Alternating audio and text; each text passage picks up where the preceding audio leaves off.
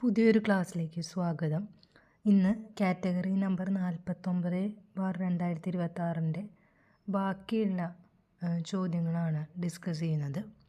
30ാമത്തെ ചോദ്യം, കേരള സംസ്ഥാന തണ്ണീർത്തട സംരക്ഷണ അതോറിറ്റിയുമായി ബന്ധപ്പെട്ട തെറ്റായ പ്രസ്താവന ഏത്?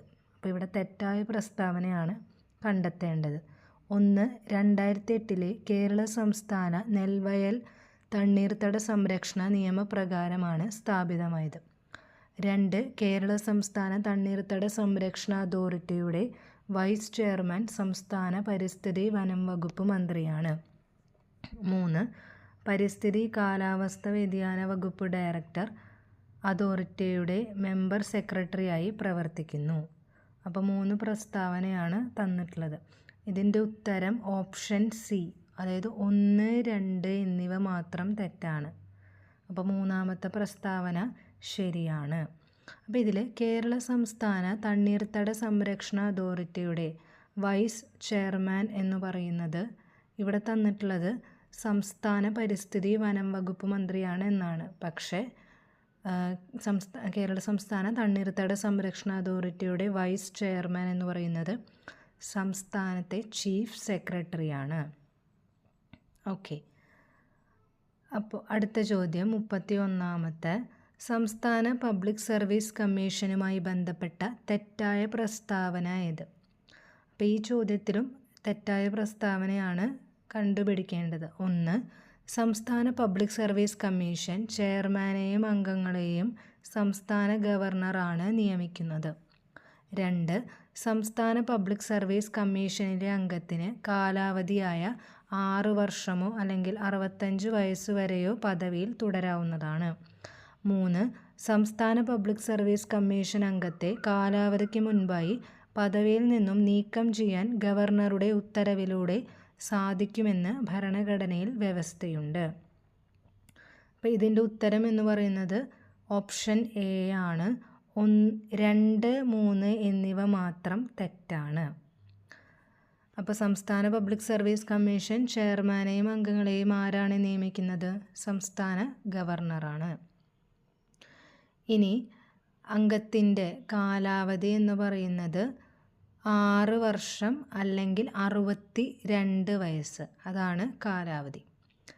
ഇനി സംസ്ഥാന പബ്ലിക് സർവീസ് കമ്മീഷൻ അംഗത്തെ നീക്കം ചെയ്യാനുള്ള അധികാരം പ്രസിഡൻറ്റിനാണ്.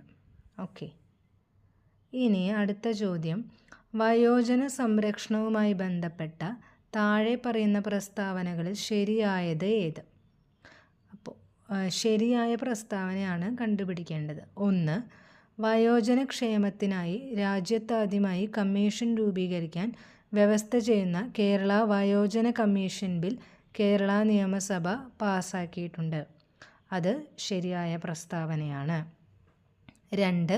പ്രമേഹ രോഗികളായ വയോജനങ്ങൾക്ക് സൗജന്യമായി ഗ്ലൂക്കോമീറ്റർ നൽകുക എന്ന ലക്ഷ്യത്തോടെ കേരള സാമൂഹിക സുരക്ഷാ മിഷൻ വഴി നടപ്പിലാക്കുന്ന പദ്ധതിയാണ് വയോമിത്രം. അത് തെറ്റായ പ്രസ്താവനയാണ്. അതിൻ്റെ ഉത്തരമാണ് വയോമധുരം. അതായത് പ്രമേഹ രോഗികളായ വയോജനങ്ങൾക്ക് സൗജന്യമായി ഗ്ലൂക്കോമീറ്റർ നൽകുക എന്ന ലക്ഷ്യത്തോടെ കേരള സാമൂഹിക സുരക്ഷാ മിഷൻ വഴി നടപ്പിലാക്കുന്ന പദ്ധതിയുടെ പേരാണ് വയോമധുരം. ഓക്കെ. ഇനി 3ാമത്തെ പ്രസ്താവന, ദാരിദ്ര്യരേഖയ്ക്ക് താഴെയുള്ള വയോജനങ്ങൾക്ക് കൃത്രിമ ദന്തങ്ങളുടെ പൂർണ്ണ സെറ്റ് സൗജന്യമായി വെച്ചു കൊടുക്കലാണ് മന്ദഹാസം പദ്ധതിയിലൂടെ സാമൂഹ്യനീതി വകുപ്പ് ലക്ഷ്യമിടുന്നത്. അത് ശരിയായിട്ടുള്ള പ്രസ്താവനയാണ്. അപ്പോൾ ഇതിൻ്റെ ഉത്തരം എന്ന് പറയുന്നത് ഓപ്ഷൻ എ ആണ്. 1, 3 എന്നിവ മാത്രം ശരിയാണ്. ഓക്കെ. ഇനി അടുത്ത ചോദ്യം നോക്കാം. 33, കേരള സർക്കാർ നടപ്പിലാക്കുന്ന വിവിധ പദ്ധതികളെക്കുറിച്ചുള്ള പ്രസ്താവനകളിൽ ശരിയായത് ഏത്? 1. കാഴ്ച വെല്ലുവിളി നേരിടുന്ന എല്ലാ വിഭാഗം നിരക്ഷരർക്കും ബ്രെയിൽ സാക്ഷരത ലഭ്യമാക്കുന്നതിനായി സംസ്ഥാന സാക്ഷരതാ മിഷൻ തദ്ദേശ സ്വയംഭരണ സ്ഥാപനങ്ങളുമായി ചേർന്ന് നടപ്പിലാക്കുന്ന പദ്ധതിയാണ് ദീപ്തി. അത് ശരിയായിട്ടുള്ള പ്രസ്താവനയാണ്. അടുത്തത്, കുറ്റകൃത്യങ്ങൾക്ക് ഇരയായവരുടെ ആശ്രിതർക്കായി കേരള സാമൂഹ്യനീതി വകുപ്പ് നടപ്പിലാക്കിയ സ്വയം തൊഴിൽ പുനരധിവാസ പദ്ധതിയാണ് നവജീവൻ. അപ്പോൾ രണ്ടാമത്തെ പ്രസ്താവന തെറ്റാണ്. നവജീവൻ എന്ന് പറയുന്നത് മുതിർന്ന പൗരന്മാർക്കുള്ള സ്വയം തൊഴിൽ പദ്ധതിയാണ് നവജീവൻ. ഇനി മൂന്നാമത്തെ പ്രസ്താവന, സാമൂഹ്യനീതി വകുപ്പ് നടപ്പിലാക്കുന്ന പരിരക്ഷാ പദ്ധതിയുടെ ലക്ഷ്യം 50 വയസ്സിന് മുകളിൽ പ്രായമുള്ള അശരണരായ വിധവകൾക്ക് സംരക്ഷണവും മെച്ചപ്പെട്ട ജീവിത സാഹചര്യവും ഉറപ്പാക്കുക എന്നതാണ്. മൂന്നാമത്തെ പ്രസ്താവനയും തെറ്റാണ്. പരിരക്ഷ എന്ന് പറയുന്നത് അംഗപരിമിതർക്ക് അടിയന്തര ഘട്ടങ്ങളിൽ സഹായം നൽകുന്ന പദ്ധതിയാണ് പരിരക്ഷ. അപ്പോൾ ഇവിടെ ചോദ്യത്തിൽ ശരിയായ പ്രസ്താവനയാണ് കണ്ടുപിടിക്കേണ്ടത്. അപ്പോൾ ഓപ്ഷൻ ബി ആണ് ഉത്തരം. 1 മാത്രം ശരിയാണ്. ഇനി അടുത്തത് കേരളത്തിലെ ആദ്യ ദേശീയോദ്യാനം. അപ്പോൾ ഇതിൽ A Periyar, B Eravikulam, C Silent Valley, D Mathikettan Shola. അപ്പോൾ കേരളത്തിലെ ആദ്യ ദേശീയോദ്യാനം ഇരവികുളം. ഏത് വർഷമാണ് നിലവിൽ വന്നത്? 1978. ഇനി സൈലൻറ്റ് വാലി അതെവിടെയാണ് സ്ഥിതി ചെയ്യുന്നത്? പാലക്കാട് ജില്ലയിലാണ്. താലൂക്ക് ചോദിച്ചാൽ മണ്ണാർക്കാട് താലൂക്കിൽ. 1984 സൈലൻറ്റ് വാലി നാഷണൽ പാർക്കായിട്ട് പ്രഖ്യാപിച്ചത്. അത് ഉദ്ഘാടനം ചെയ്തത് 1985. ഓക്കെ. ഇനി 35 കോശം കണ്ടുപിടിച്ചത് ആര്? കോശം കണ്ടുപിടിച്ചത് option A Robert hook. Okay. ഇനി ഇതിലെ മറ്റ് ഓപ്ഷൻസും കൂടി നോക്കാം.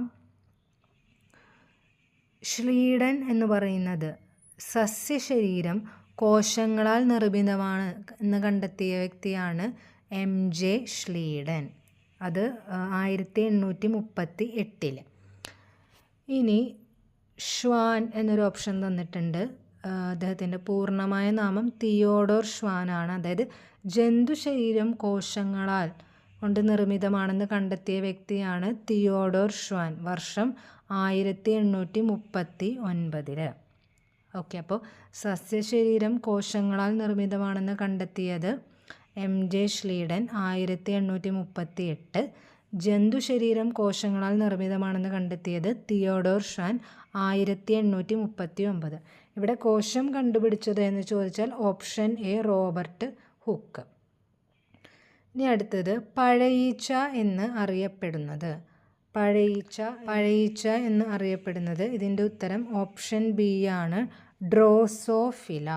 Option B Drosophila. ഇനി അടുത്ത ചോദ്യം, മനുഷ്യ ശരീരത്തിലെ ഏറ്റവും ചെറിയ അസ്ഥി. മനുഷ്യ ശരീരത്തിലെ ഏറ്റവും ചെറിയ അസ്ഥി ഓപ്ഷൻ ബി സ്റ്റേപ്പിസ്. ചെവിയിൽ കാണപ്പെടുന്ന അസ്ഥിയാണ് സ്റ്റേപ്പിസ്. ഇനി അടുത്ത ചോദ്യം, ലോക ഡയബറ്റിസ് ദിനമായി ആചരിക്കുന്നത്. ലോക ഡയബറ്റിസ് ദിനമായി ആചരിക്കുന്നത് ഓപ്ഷൻ എ നവംബർ 14.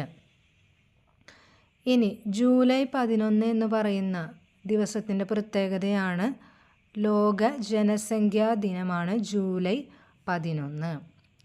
ഇനി 39ാമത്തെ ചോദ്യം, നാരങ്ങ, നെല്ലിക്ക തുടങ്ങിയവയിൽ കാണുന്ന വൈറ്റമിൻ ഏത്? A vitamin A, B vitamin B6, C vitamin C, D vitamin D. അപ്പം നാരങ്ങ, നെല്ലിക്ക തുടങ്ങിയവയിൽ കാണുന്ന വൈറ്റമിനാണ് ഓപ്ഷൻ സി വൈറ്റമിൻ സി. ഇനി ഇതിൽ കണ്ണ്, കരളിൻ്റെ ആരോഗ്യത്തിനൊക്കെ ബന്ധപ്പെട്ടിട്ടുള്ള വൈറ്റമിനാണ് വൈറ്റമിൻ എ എന്ന് പറയുന്നത്. റെറ്റിനോൾ എന്നാണ് അറിയപ്പെടുന്നത്. ഇനി വൈറ്റമിൻ സി എന്താണ്? അസ്കോർബിക് ആസിഡാണ് വൈറ്റമിൻ സി. വൈറ്റമിൻ B6 എന്താണ്? പിരിഡോക്സിൻ. B6 എന്ന് പറയുന്നത് പിരിഡോക്സിൻ. വൈറ്റമിൻ ഡി, അതായത് സൺഷൈൻ വൈറ്റമിൻ എന്നറിയപ്പെടുന്ന വൈറ്റമിനാണ് വൈറ്റമിൻ ഡി എന്ന് അറിയപ്പെടുന്നത്. അതിൻ്റെ നാമമാണ് കാൽസിഫെറോൾ. ഓക്കെ. ഇനി അടുത്തത്, ഈ അടുത്ത ദിവസങ്ങളിൽ കേരളത്തിൽ വെച്ച് മരണമടഞ്ഞ മുൻ പ്രധാനമന്ത്രി. Option A Raila Odinga, B Keir Starmer, C William Kip Chirchir, D Rishi Sunak. ഇതിൻ്റെ ഉത്തരം ഓപ്ഷൻ എ റെയ്ല ഒഡിങ്ങ. മുൻ കെനിയൻ പ്രധാനമന്ത്രിയാണ്. ഇനി അടുത്ത ലോകകപ്പ് നടക്കാൻ പോകുന്ന വർഷം, ഇത് ഉത്തരം ക്യാൻസലായ ചോദ്യമാണിത്.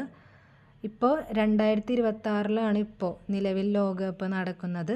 അടുത്ത ലോകകപ്പ് നടക്കുന്നത് 2030. അപ്പോൾ അടുത്ത നിലവിലെ ലോകകപ്പ് നടക്കുന്നത് 3 രാജ്യങ്ങളിലായിട്ടാണ്: USA, കാനഡ, മെക്സിക്കോ. അടുത്ത ലോകകപ്പ് നടക്കാൻ പോകുന്നത് 2030. അപ്പോൾ ഈ ഒരു സെഷനിൽ ഇത്രയുമാണ് ഡിസ്കസ് ചെയ്യുന്നത്. Thank you.